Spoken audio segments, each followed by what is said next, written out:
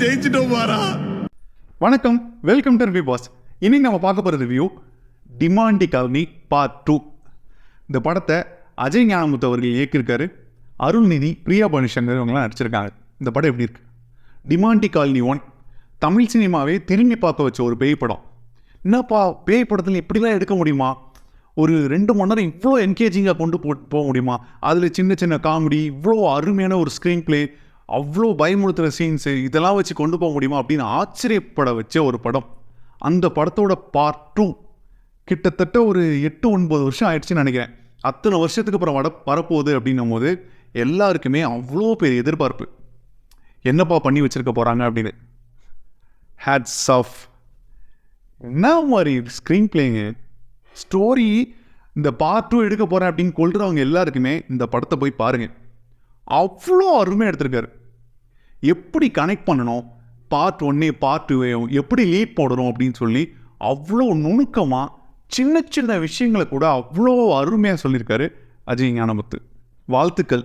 ஏன்னா இந்த படத்தோட பார்ட் 3 வரப்போகுது அப்படின்னும் போது எல்லோரும் கையெடுத்து கும்பிட்டு போவாங்க, போதுப்பா பார்ட் அப்படின்னு சொல்லி. இந்த படத்தை எல்லாருமே கொண்டாடுறாங்க.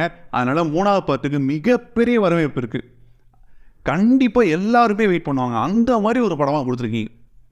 பிரியா பனிஷங்கர் ஏகப்பட்ட ட்ரோல்ஸு, மீம்ஸு, இந்த இந்தியன் 2 ஏகப்பட்ட படம் ஃப்ளாப் ஆனது எல்லாத்தையும் வச்சு அவ்வளோ ட்ரோல்ஸு எல்லாத்தையும் தூக்கி சாப்பிட்டுருச்சு இந்த படம். நான் ஜெயிச்சிட்டேன்ப்பா, என்னோடய வெற்றி இதுதான் அப்படின்ற மாதிரி ப்ரூவ் பண்ணியிருக்காங்க. வாழ்த்துக்கள் பிரியா பனிஷங்கர். இனிமே உங்களுக்கு ஏறுமுகம் தான்.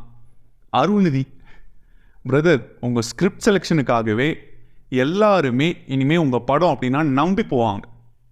ஒரு படத்துலையும் ஒரு மாறுபட்ட கதை, அவ்வளோ அருமையாக நடிக்கிறீங்க முதல்ல.